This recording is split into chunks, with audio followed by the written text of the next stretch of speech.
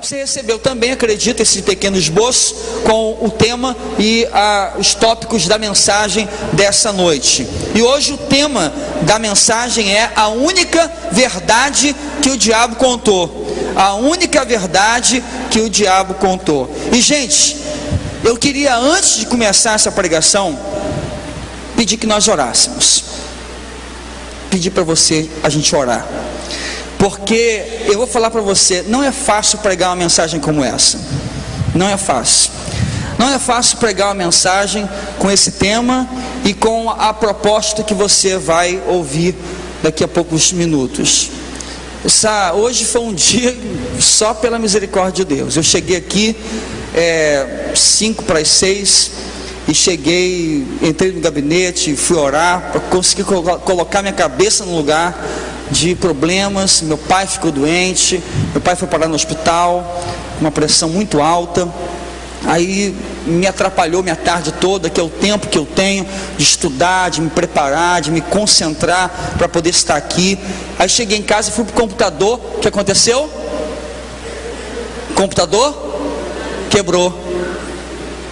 Aí eu falei, Jesus, o computador quebra logo agora que eu tenho que estudar a mensagem. Não tem problema, eu vou para o meu tablet, que eu sou chique. O tablet deu uma ziquezira do inferno nele, que ele só entra onde ele quer.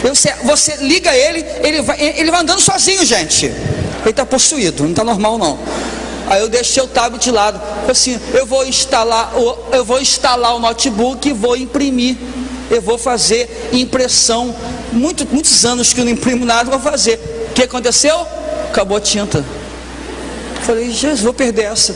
Aí minha esposa viu lá e falou assim, não, tem tinta vermelha, bota o texto todo vermelho que vai. Então está aqui a mensagem, só de raiva, imprimir papel, tudo vermelho, igual o sangue de Jesus.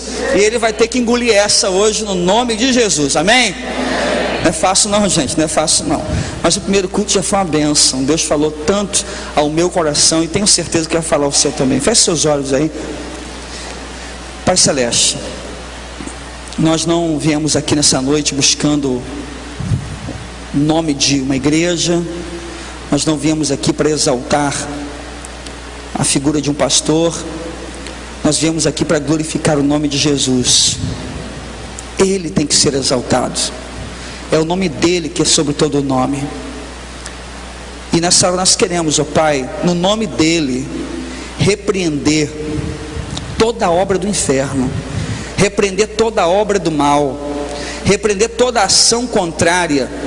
Ó Pai, que nessa hora haja uma proteção espiritual sobre cada vida, sobre cada coração que entrou nessa casa de oração. Nós oramos no nome de Jesus, amém e amém.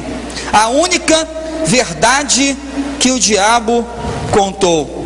Se existe uma verdade básica e bem fundamental na vida cristã, é que independente das nossas diferenças, das nossas lutas, dos nossos dilemas, das nossas ideias, das nossas concepções sobre igreja, nós temos um inimigo real que a todo custo tenta destruir a nossa vida. Gente, existe um ser espiritual da maldade que tem o foco da sua existência na destruição do ser humano, porque diz a palavra no Evangelho de João, no capítulo 10, no versículo 10, que ele vem senão para roubar, matar e destruir.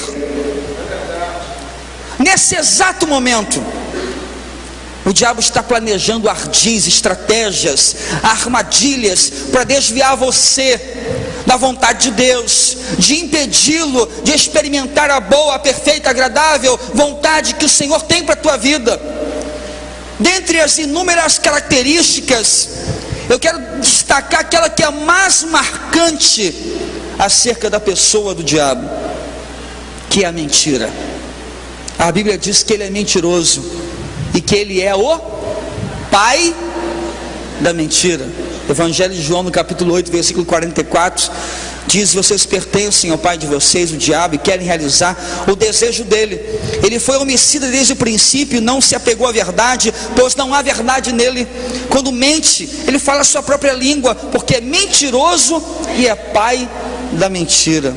A Bíblia afirma a existência deste ser espiritual do mal. Foi criado por Deus em perfeição, mas ambicionou tomar o lugar de Deus, ser maior do que Deus. Ele cai da glória junto com um terço de todas as hostes de anjos, e desde então ele tem feito oposição a tudo aquilo que é de Deus. E uma vez que não pode tocar em Deus, que é todo poderoso, ele toca na obra-prima da criação de Deus, que é o homem.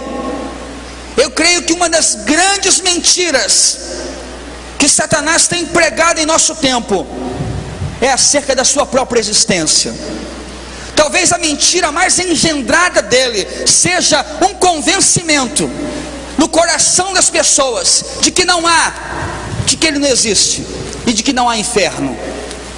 E essa concepção leva as pessoas a uma vida descansada, despreocupada quanto ao futuro. Afinal de contas, não há inferno, o inferno é aqui, dizem alguns. Esta é a maior mentira engendrada por Satanás. A sua mentira começou no Éden. Gênesis capítulo 3, versículo 4 e 5 diz: a serpente e a mulher certamente não morrerão. Deus sabe que no dia que dele comerem, seus olhos se abrirão, e vocês como Deus serão conhecedores do bem e do mal. Ele foi astuto, ele foi malicioso, ele arquitetou uma estratégia para tirar o homem daquele lugar de perfeição e de relacionamento com Deus. Ele foi astuto, ele foi tão ousado que ele desafiou, ele ousou desafiar o próprio Jesus na tentação. E não foi somente uma vez, foram 3. É fato então que o diabo usa do engano, usa da mentira para arquitetar seus planos malignos na terra. Agora a Bíblia também diz que em toda a sua existência, esse ser criado por Deus, acostumado com a mentira, tendo a mentira como a sua língua, ele teve uma vez que falar a verdade, e uma verdade de suma importância para mim e para você. Esse texto encontra-se no seu esboço. Você pode abrir sua Bíblia também e acompanhar em Atos dos Apóstolos, no capítulo 19, o versículo 11, 12 e 15, vai nos dar o relato desta verdade dita. Diz assim a palavra de Deus: e Deus fazia milagres extraordinários por meio de Paulo, de modo que até os lenços e aventais que Paulo usava eram levados e colocados sobre os enfermos, e estes eram curados de suas doenças, e os espíritos malignos saíam deles. Um dia o espírito maligno lhe respondeu: Jesus eu conheço. Jesus eu conheço. A grande verdade, ou melhor, a única verdade que o diabo contou foi essa: Jesus eu conheço. O diabo conhece Jesus, gente. O diabo sabe exatamente quem é Jesus. E é triste eu ter que afirmar isso nessa noite, mas o diabo conhece mais Jesus do que muito crente. O diabo conhece muito mais de Jesus do que muitos crentes que frequentam os templos deveriam conhecer. Ele sabe quem é Jesus. Essa foi uma verdade que nem o diabo conseguiu mentir. Os seus lábios tiveram que confessar, tiveram que declarar: eu conheço Jesus. A grande pergunta dessa noite para você é: e você? Conhece também? E você conhece Jesus? A única verdade que o diabo contou era que conhecia Jesus, e o conhecia profundamente, e o conhecia com alguns desdobramentos, como por exemplo, ele sabia que Jesus Cristo é o Filho de Deus. Pode passar aí? Pode passar? Você pode repetir essa frase junto comigo? Vamos lá? Jesus Cristo. Agora com vontade, vamos lá? Jesus. Em Lucas capítulo 8, versículo 27 e 28, diz: quando Jesus pisou em terra, foi ao encontro dele um endemoniado daquela cidade, e fazia muito tempo que aquele homem não usava roupas e nem vivia em casa alguma, mas nos sepulcros. Quando viu Jesus, gritou, prostrou-se aos seus pés e disse em alta voz: que queres comigo, Jesus, Filho do Deus Altíssimo? Rogo-te que não me atormentes. Jesus aqui estava chegando para pregar em uma região chamada Gadara, e quando chega lá, vai ao encontro dele um jovem endemoniado, e não somente por um, mas diz o texto da palavra que por uma legião de demônios, de tal maneira que não conseguia mais viver em sociedade, não conseguia mais viver com a sua família. Prendiam-lhe com correntes e ele se soltava, colocava nas prisões e ele se libertava, e agora ele vivia nos sepulcros. Jesus chega àquela terra e diz o texto da palavra que aquele homem atormentado por uma legião de demônios vai na direção de Jesus, se prostra a seus pés e declara: Jesus, Filho do Deus Altíssimo. Gente, Satanás sabe quem é Jesus e sabe que ele é o Filho de Deus. E quando aquele homem atormentado por aqueles espíritos foi na direção de Jesus, ele teve que se prostrar, ele teve que se render, porque Jesus tem toda a autoridade sobre os principados, sobre as potestades. Todos se dobram perante o poder de Jesus. E até aquele homem endemoniado se prostrou e confessou: Jesus, ele é o Filho de Deus. Gente, esta é a declaração mais importante do cristianismo. Jesus é o Filho de Deus. Ela faz parte de uma das primeiras declarações de fé do cristianismo primitivo.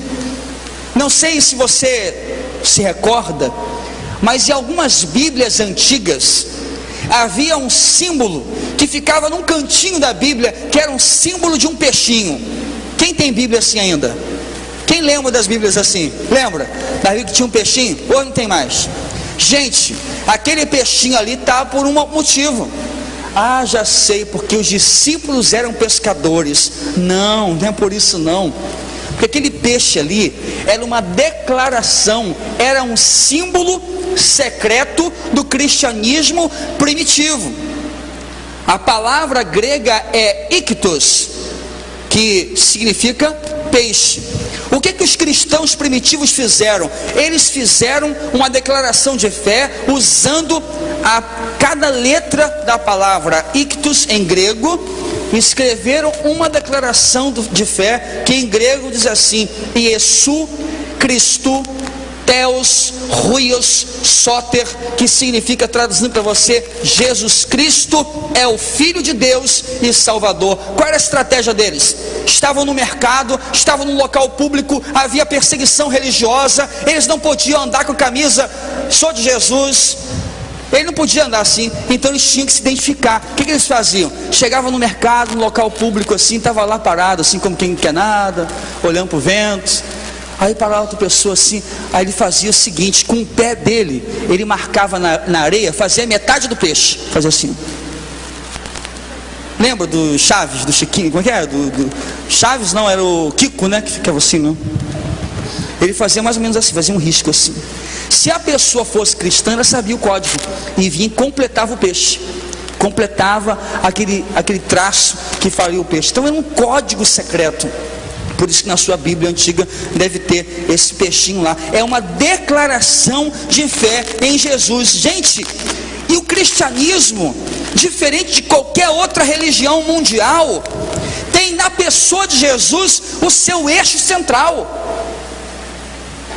Se você perguntar a uma pessoa o que é ser um cristão, a resposta mais óbvia é esta: alguém que segue a Jesus.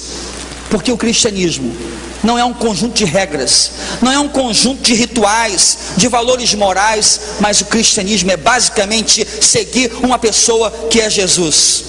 Tira a pessoa de Jesus do cristianismo e não sobra muita coisa boa não. Sobram os bons conselhos, alguns bons exemplos de moralidade, nada diferente do que nós temos em qualquer outra religião do mundo. Mas a pessoa de Jesus é uma pessoa extraordinária. A pessoa de Jesus é uma pessoa singular. Nenhum outro homem na história pode ser comparado a Jesus. Colocar para comparar é até covardia, gente. Só ele dividiu a história no meio. Amém? Você não vê, você não vai ver, em nome de Jesus, espero que você nunca veja, né? Antes e depois de qualquer outra pessoa. Antes e depois do Tiririca, antes e depois do Lula, antes e depois de sei lá quem for que vai ser o próximo presidente, antes e depois do Flamengo, se bem que de repente, não sei, não é melhor não. Só ele marcou a história de tal maneira que dividiu a história. Ele nasceu num país obscuro, numa época subdesenvolvida, numa aldeia desconhecida, de pais sem nenhuma expressão social, nunca frequentou uma grande escola, nunca teve um grande mestre, embora sempre teve atrito com os grandes mestres da sua época, nunca fez uma viagem superior a 300 quilômetros. Escolheu 12 homens, sem a menor expressão social. Um traiu, 10 fugiram, um seguiu de longe, terminou rejeitado pelo seu povo, que pediu a sua morte. Morto, tudo parecia ter acabado, mas ao terceiro dia veio a notícia: esse homem não é como outro qualquer, ele ressuscitou dentre os mortos, aleluia, e ficou 40 dias entre centenas e centenas de pessoas, dando provas e evidências da sua ressurreição, até que foi elevado aos céus, na presença de toda a sua igreja. Gente, ninguém pode ser comparado a Jesus. Não existe ninguém que pode ser comparado a ele. E o diabo sabe disso. Jesus eu conheço, ele é o Filho de Deus. Jesus nunca empunhou uma arma, mas ele conquistou mais vidas do que qualquer guerreiro. Ele nunca escreveu uma linha sequer, mas nunca houve na história da humanidade um personagem, uma figura da história que tenha sido alvo de tanta produção literária como Jesus. E ainda hoje, milhões e milhões e milhões de pessoas se entregam a ele e confiam nele, e muitos têm morrido alegremente em nome dele. Gente, Jesus é incomparável, ele é o Filho de Deus.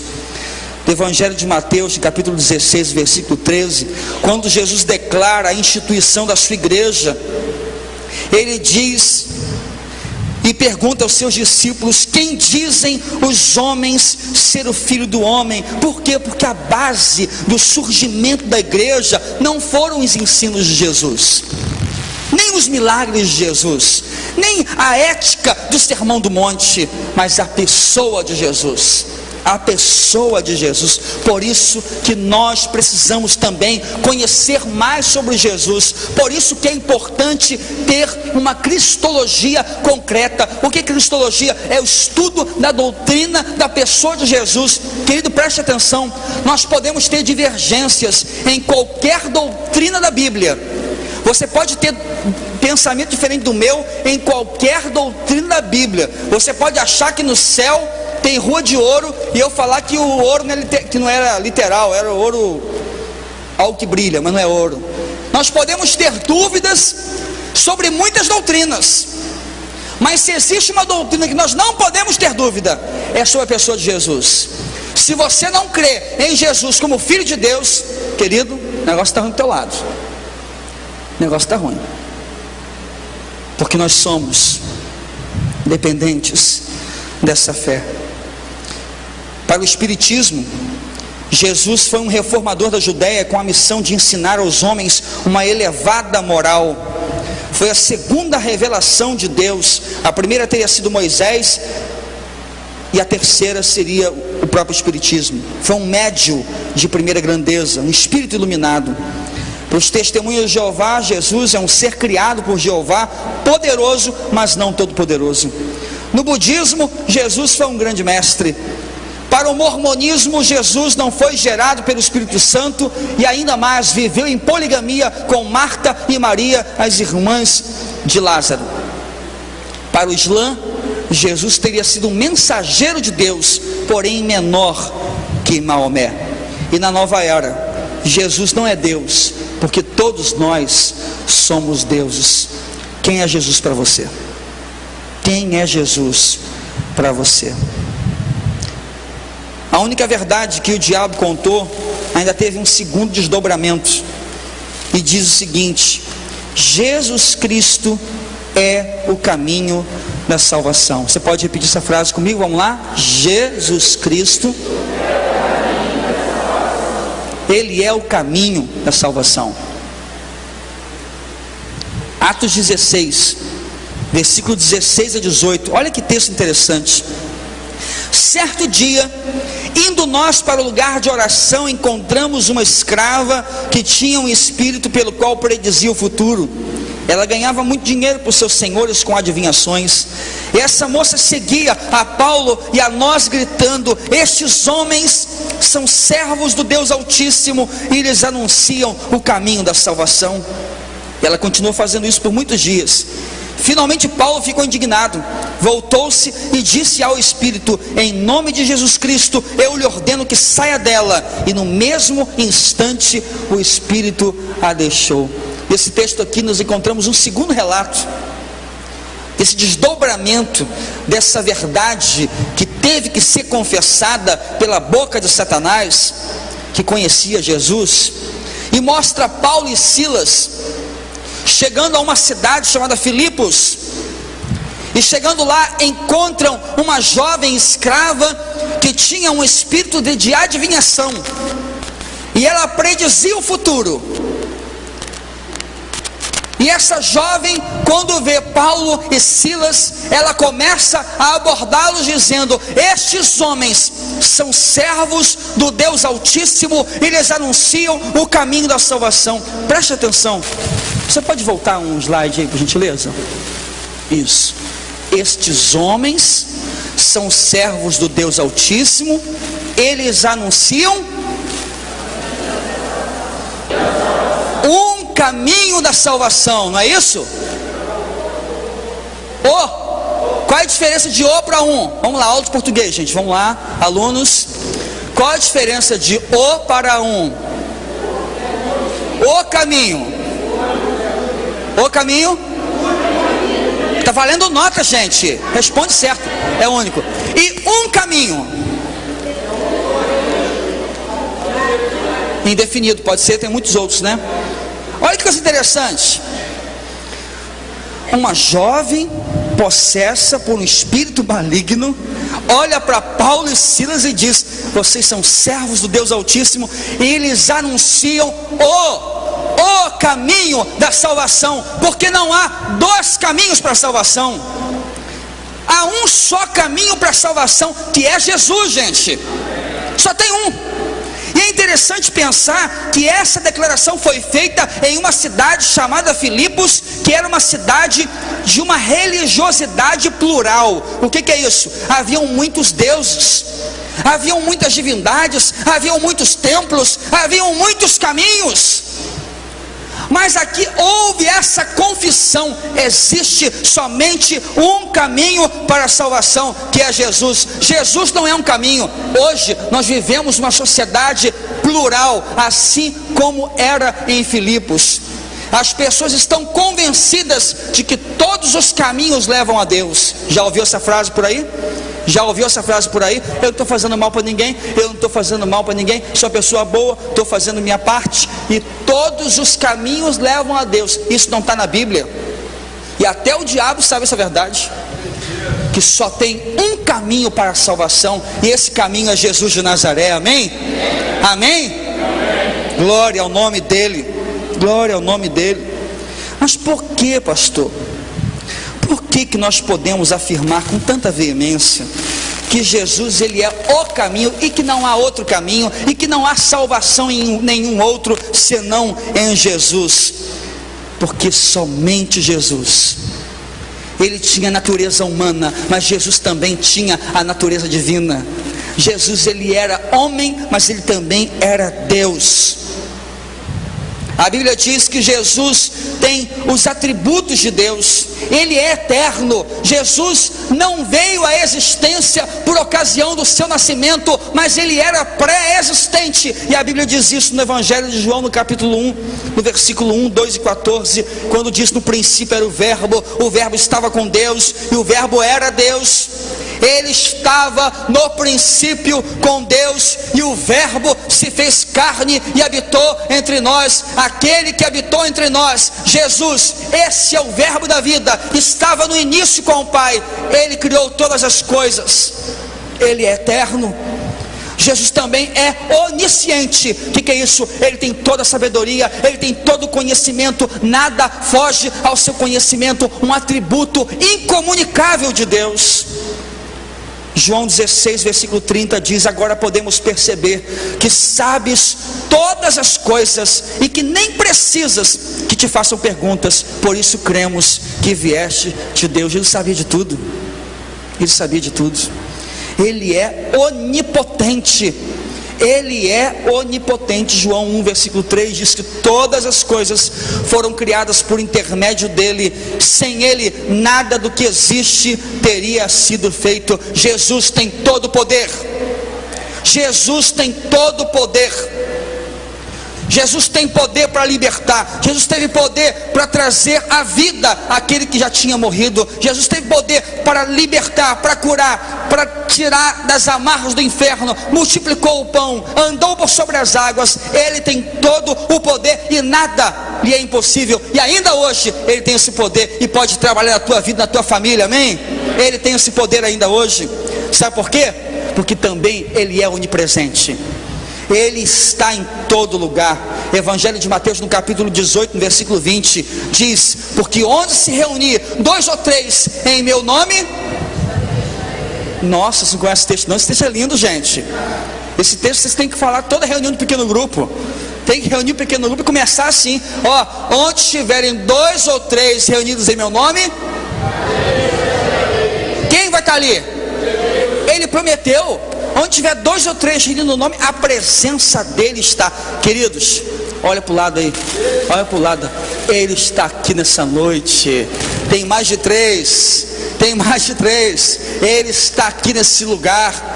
A presença dEle está aqui nesse lugar. Jesus fez uma obra completa. Jesus, Ele é o único mediador entre Deus e os homens. 1 Timóteo capítulo 2, versículo 5 diz que há um só Deus e um só mediador entre Deus e o homem, Jesus Cristo o homem. Gente, não há outro mediador, não há outro que possa ouvir nossas orações, não há outro que possa responder ao nosso clamor.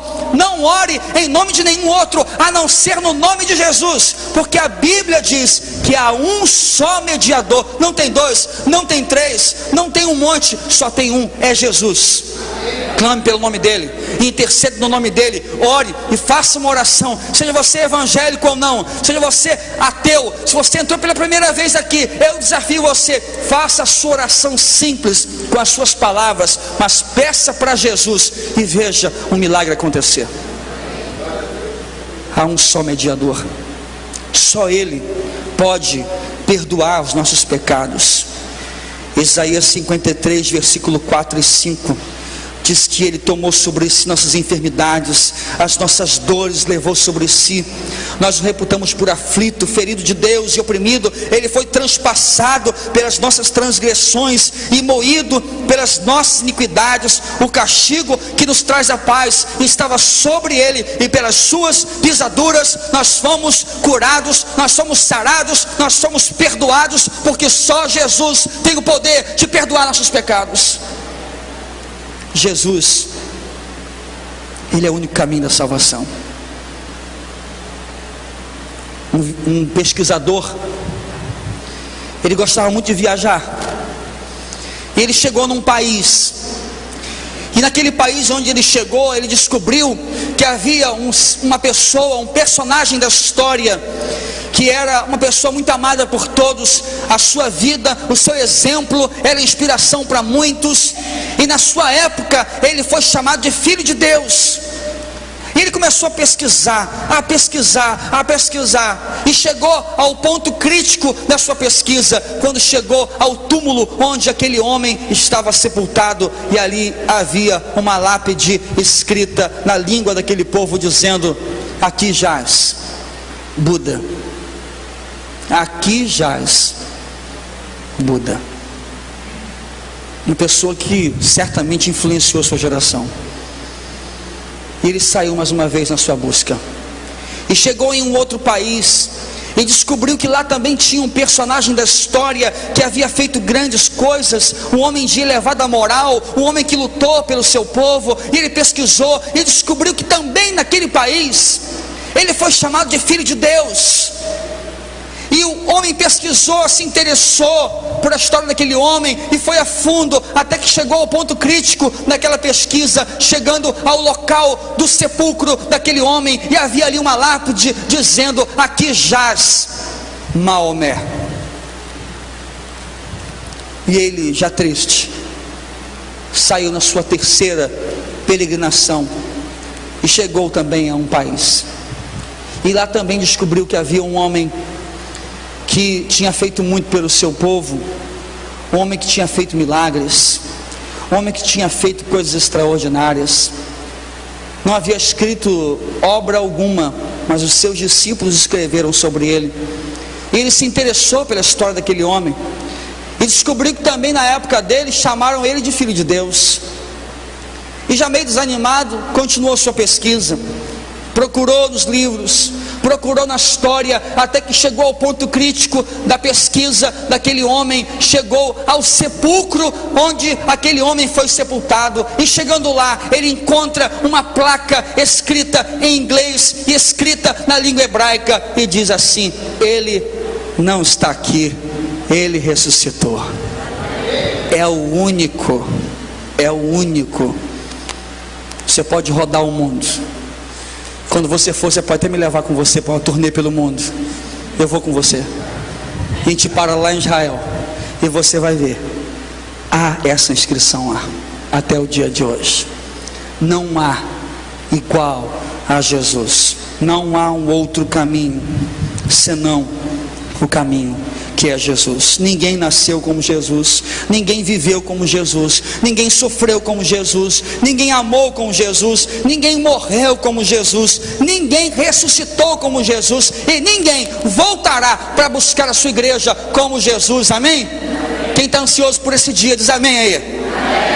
Ele vai voltar.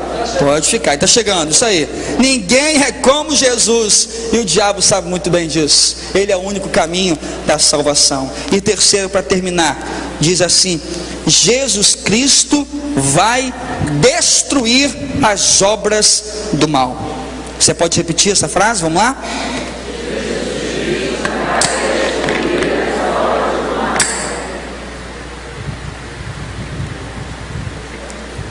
Evangelho de Lucas, no capítulo 4, no versículo 33, diz assim a palavra de Deus: na sinagoga havia um homem possesso de um demônio, de um espírito imundo, e ele gritou com toda a força: ah, que queres conosco, Jesus de Nazaré? Vieste para nos destruir?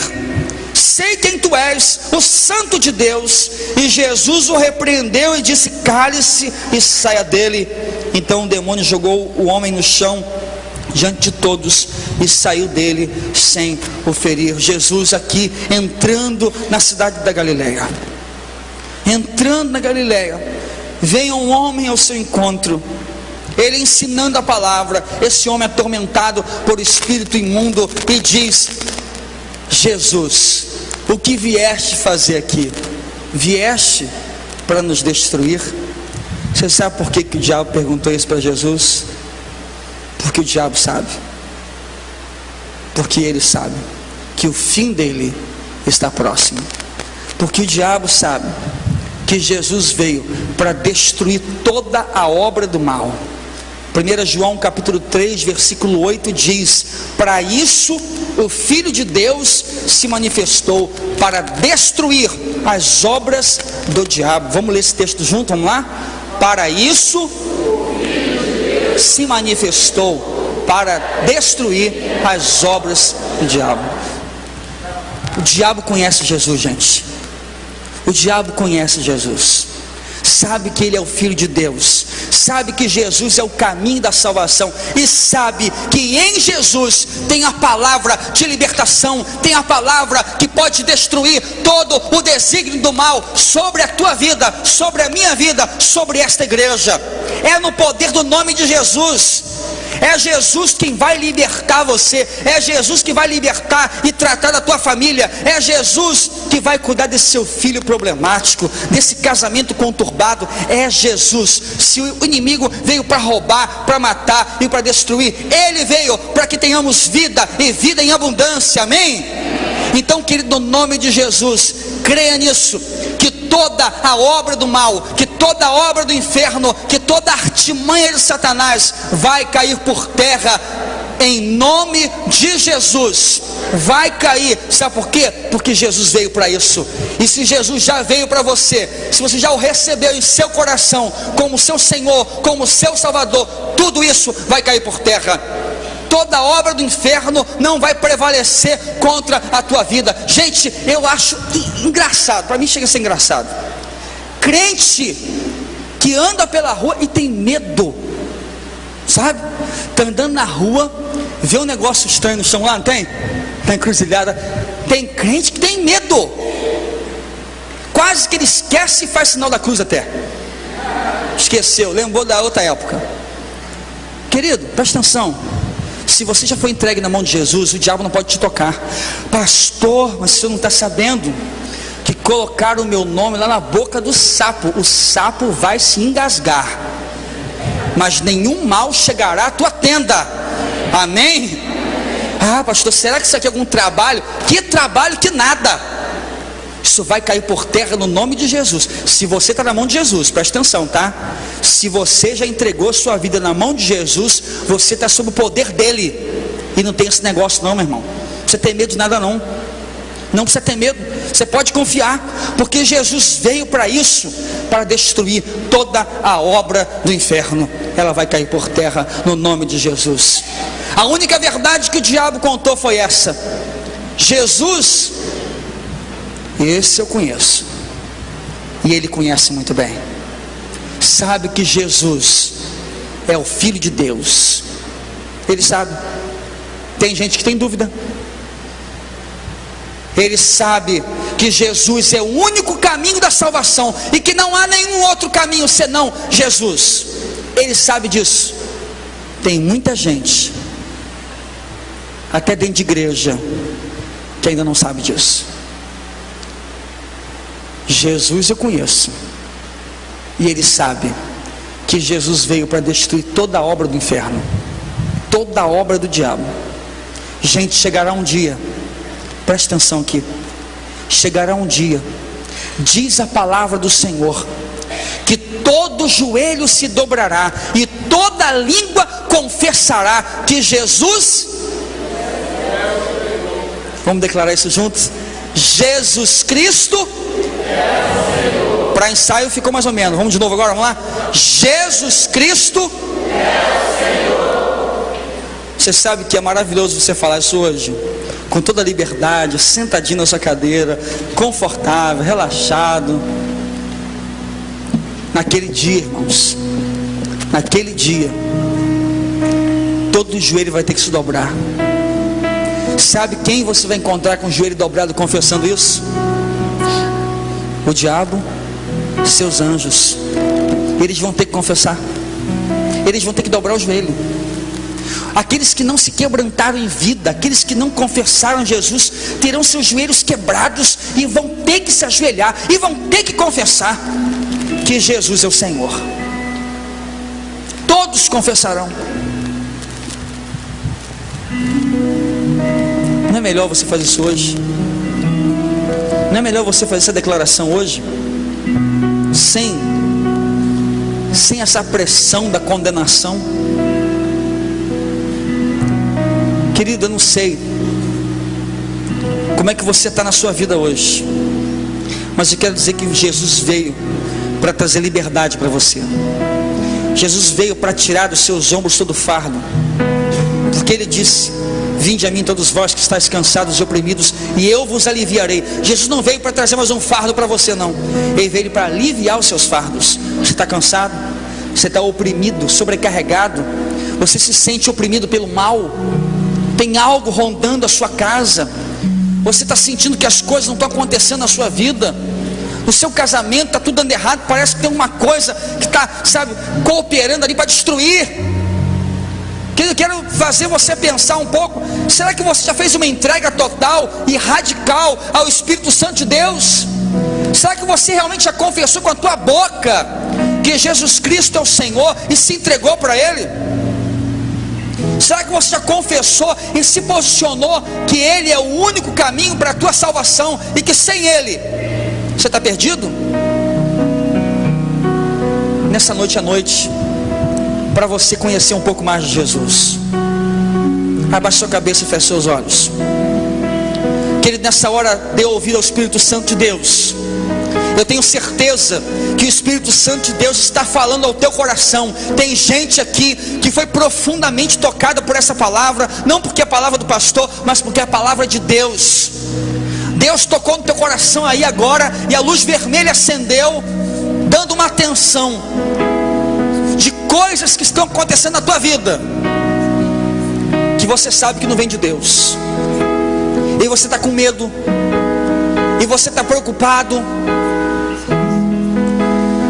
Nessa noite, querido, você precisa conhecer mais Jesus, um pouquinho mais, até porque Ele é eterno, a gente vai conhecer Ele para sempre. Mas hoje você vai conhecer o Jesus que veio para destruir toda a obra do mal. Tem obra do mal sobre a tua vida, tem obra do mal sobre a tua casa, sobre o teu lar, sobre a vida dos teus filhos. Tem gente cercando a sua casa, os seus filhos, para conduzi-los para um caminho mau, para um caminho de perdição.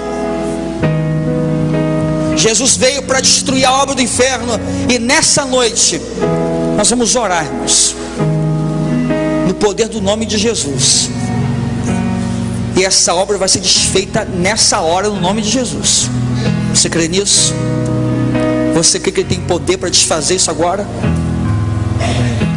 Tem gente aqui nessa casa hoje. Hoje vai ser esse dia para você, meu irmão. Hoje vai ser esse dia. Quem sabe entre nós tem gente que está aqui, que já entregou a vida a Jesus, que já caminha na igreja, que lê a Bíblia, que ora, que frequenta culto, que participa de pequeno grupo, mas está vivendo uma luta tão grande na sua vida, que a sua fé está tão pequena, que não crê que Deus tem o poder de mudar tudo, que não acredita mais que o milagre possa acontecer. E sempre que a pessoa pensa em milagre, ela pensa em algo que aconteceu lá atrás.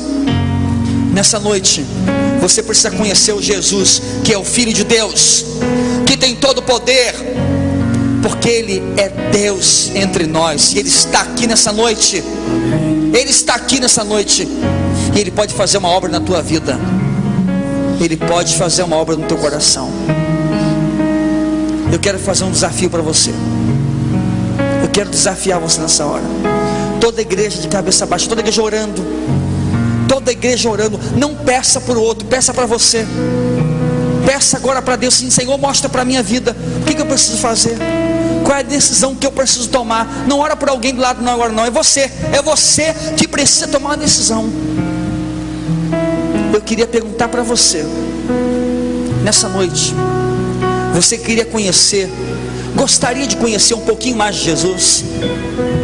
Você gostaria de conhecer o Jesus que tem poder para destruir toda a obra do mal? Você gostaria de conhecer o Jesus que é o caminho da salvação? Você gostaria de conhecer o Jesus que tem todo o poder, porque Ele é o Filho de Deus? Eu quero desafiar você nessa noite a fazer a decisão mais sábia e mais radical da sua vida, que é de se entregar a esse Jesus. Querido, não há outro. Você pode sair daqui, você pode tentar. Você pode tentar felicidade em qualquer lugar, só em Jesus. Nele está a vida. Nele está a vida. Eu quero perguntar para você que ouviu essa palavra hoje, que entendeu essa palavra e quer dizer: pastor, sim, eu quero conhecer mais Jesus na minha vida. Eu preciso de uma obra dele na minha vida. Levanta a sua mão onde você está, em nome de Jesus, amém. Glória a Deus, amém. Lá atrás, amém. Deus abençoe. Deus abençoe a sua vida, querido. Lá atrás também, Deus abençoe, jovem. Deus abençoe aqui à frente, amém. Glória a Deus. Glória a Deus, erga a sua mão com fé. Se você quer realmente se entregar nas mãos desse Jesus, que hoje é o momento, agora é a hora. É agora que vai acontecer. Em nome de Jesus. Em nome de Jesus. Eu quero pedir a toda a igreja que se coloque de pé no seu lugar. Coloque de pé. Nós vamos adorar a Deus. Nós vamos exaltar o nome de Jesus. Gente, essa música que vai cantar agora, preste atenção. Essa música que vai cantar agora não é para cantar não, gente. É para clamar. É para gritar, que essa música é linda demais. É uma declaração de fé que Jesus, Ele é o Filho de Deus. Amém? Eu quero convidar você que levantou sua mão, você que levantou sua mão, e você que também que não levantou sua mão, mas quer nessa noite se render, se entregar a Jesus e declarar: Jesus, eu preciso mais de você na minha vida. Eu quero convidar, deixe seu lugar e venha até aqui. Pega alguém pela mão, pega um amigo, um conhecido, vem a família toda, vem um amigo, vizinho, namorado, vem todo mundo que puder. Se você conhece a pessoa, traz aqui, arrasta aqui à frente. Nós vamos orar por você em nome de Jesus. Enquanto nós cantamos, pode ficar chegando para cá em nome de Jesus, amém?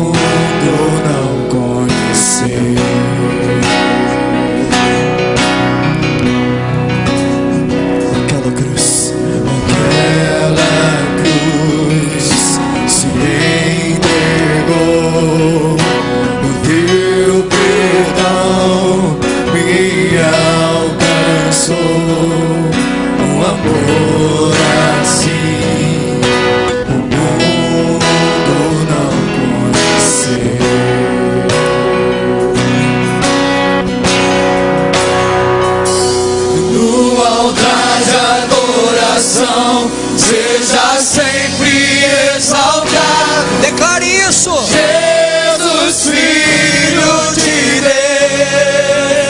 Deus, deixou a sua glória, morreu em teu lugar. Jesus, Filho de Deus, tu és Jesus, Filho de Deus.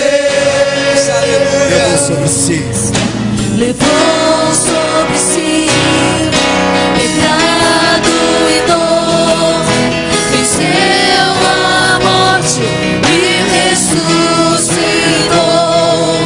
O amor assim o mundo não conheceu. com vigor, Levou sobre si pecado e dor, venceu a morte e ressuscitou.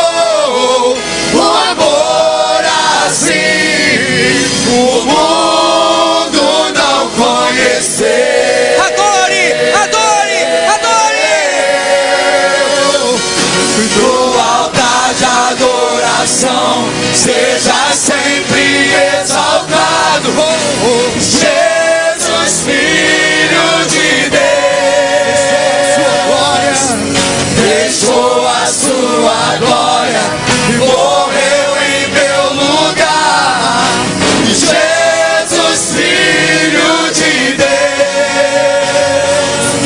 tu és Jesus, Filho de Deus, exaltado, engrandecido, seu nome é santo, poderoso é, e não há nada que apague o seu amor. A cruz me libertou, a cruz me libertou, a cruz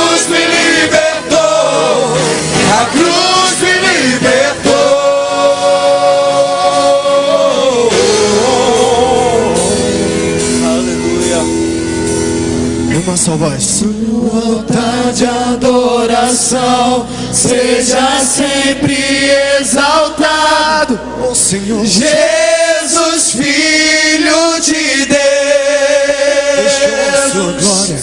deixou a sua glória, morreu em meu lugar. Jesus, Filho de Deus, no altar de adoração seja sempre exaltado. Jesus, Filho de Deus, deixou a sua glória e morreu em meu lugar. Jesus, Filho de Deus, tu és Jesus, Filho de Deus, glória. tu és Jesus, Filho de Deus, tu és Jesus, Filho de Deus,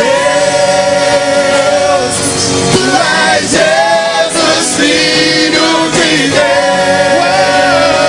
tu és Jesus, Filho de Deus,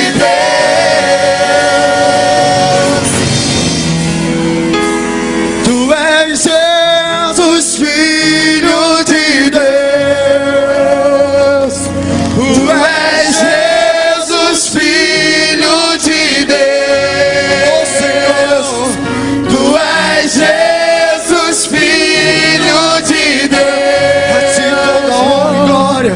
tu és Jesus, Filho de Deus. Aleluia. Nós te adoramos, Senhor. Nós exaltamos a tua gloriosa presença nesse lugar, Senhor. Nessa noite, ó Pai, nós sairemos daqui, iremos às nossas casas, na certeza e na convicção que verdadeiramente o Senhor esteve nesse lugar. Nós sentimos a tua poderosa presença, Senhor. Nós sentimos o teu toque, o teu Espírito Santo quebrantando o nosso coração. E nessa noite, essas vidas que vieram aqui à frente, elas voltarão para suas casas, para nunca mais serem as mesmas. Hoje elas experimentarão o poder de Jesus. E não sou eu e nem esta igreja, mas é Ele que está aqui nesse lugar, que vai estender a mão com curas, com sinais, com prodígios, com milagres, porque tu tens todo o poder e ainda podes fazer nesse tempo. Será a tua mão que vai operar libertação, e toda obra do inferno vai cair por terra no nome de Jesus. Não valerá mais nenhum encantamento, nenhuma obra do inferno feita contra a vida dos teus filhos. Tudo aquilo que foi feito em oculto será desfeito. Tudo aquilo que foi levado em oferecimento na calada da noite, agora será quebrado no nome de Jesus. E famílias serão libertas, filhos serão libertos, casamentos serão restaurados. A vida financeira de alguns será restaurada, porque o devorador se abateu contra a sua casa. Mas principalmente, Senhor, a maior obra que nós pedimos que o Senhor nos faça nessa noite é o reconhecimento que Tu és o Filho de Deus. De nada vai adiantar o Senhor nos livrar, o Senhor nos curar, o Senhor abençoar, sem que antes venhamos a nos entregar completamente e sem reserva ao Senhor como nosso único e suficiente Salvador. E nós queremos fazer isso agora. Nós confessamos que Jesus Cristo é o Filho de Deus, e que Ele é o caminho da salvação, e que nenhum outro há salvação. E nós nos entregamos a Ele, em nome de Jesus. Nos entregamos com todo o nosso coração. Nos entregamos, ó Deus, com os nossos pecados, com as nossas falhas. nos entregamos como nós estamos e cremos e temos a certeza que o Senhor começou uma boa obra hoje e o Senhor vai terminar, o Senhor vai concluir essa obra. Abençoa cada vida aqui à frente, abençoa cada um que veio aqui à frente, que a tua mão se estenda sobre a vida deles, ó Pai, de maneira extraordinária, e eles possam testemunhar da grandeza do teu poder muito em breve para toda essa congregação. Nós oramos no nome de Jesus, amém. A igreja pode se assentar. Eu queria pedir a Andréia, Francisco, tem muita gente aqui à frente que veio pela primeira vez, tá? Conduz aqui, Carlos, conduz aqui também, para a gente notar o nome. Quem está aqui pela primeira vez, pega o nome da pessoa, gente, não deixa ficar sem esse registro, para a gente poder continuar orando pela sua vida, continuar clamando a Deus pela tua vida e pela tua família, amém? Faz isso, registra, acompanha, ora pela pessoa, vai ser bom, vai ser bênção. É só um minutinho só, vai ser muito importante para você continuar na sua jornada com o Senhor.